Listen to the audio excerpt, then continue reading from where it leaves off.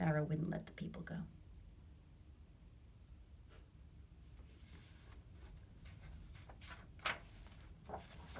Moses reached out his hand towards the sky. Darkness covered Egypt for 3 days. No one could see anyone else. Pharaoh sent for Moses. He said, "Go, worship the Lord. Just leave our flocks and herds behind." Moses said, "Our animals must go with us." But Pharaoh wouldn't let the people go. The Lord said to Moses, "I will bring one more plague on Pharaoh. After that, he will let you go." Moses sent for the elders of Israel. He said, "Each man must get a lamb for each family. The animals must be a year old.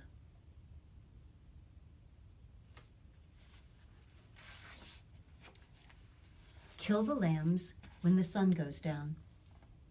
Take some of the blood, put it on the door frames of the houses. The Lord will pass through the land to strike the Egyptians down. He'll see the blood on the door frame. He will pass over that house. He won't let the destroying angel kill you." The people of Israel did what the Lord commanded. So the destroying angel is going to come through the land and it's going to kill in every household, but not the ones that have the blood over the door. The killing angel will pass over that house. That's why the holiday is called Passover.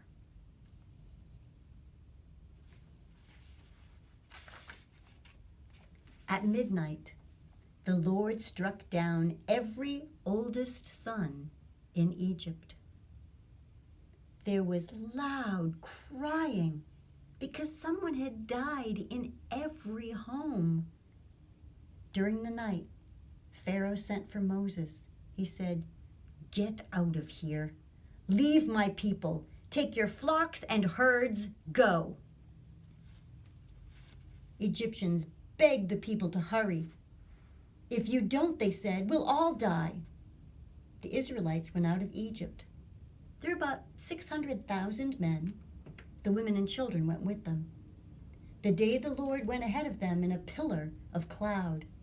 At night, he led them with a pillar of fire. They could travel by day or night.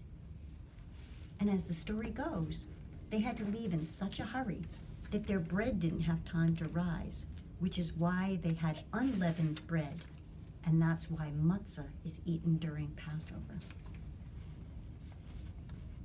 When Pharaoh and his officials changed their minds about the people of Israel, the Egyptians went after the Israelites. All of Pharaoh's horses and chariots, the horsemen and troops, went after them. As Pharaoh approached, the Israelites looked up. There were the Egyptians. The Israelites were terrified. They said to Moses, "What have you done? It would have been better to serve the Egyptians than die in the desert." Moses answered the people, "Don't be afraid. The Lord will fight for you."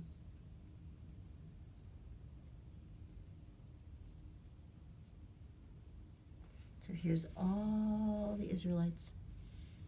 And here's Pharaoh's men coming after them with their chariots and their horses. And they're trapped because they're right up against the Red Sea. Then Moses reached his hand out over the Red Sea. All that night, the Lord pushed the sea back.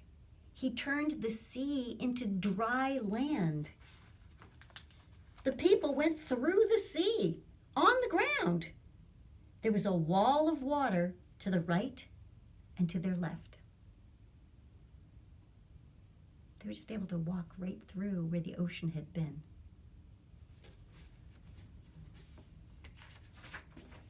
The Egyptians chased them. All of Pharaoh's horses and chariots followed them into the sea. Moses reached his hand out over the sea, and the sea went back into place. The water covered the chariots and horsemen Not one of the Egyptians was left. That day, the Lord saved Israel. So, they put their trust in him. And that's the story of Passover. And that's why on Passover, the Jewish people celebrate their escape from the Egyptians and their escape from Egypt and the Pharaoh. They talk about the plagues and the locusts, and they talk about being in the desert, and they talk about Moses and how Moses saved his people, parted the Red Sea, and they were able to get away. So there you go. That's your story from the Old Testament or from the Jewish Torah, and that is the story of Passover. So enjoy your long weekend with your family, and whatever you do,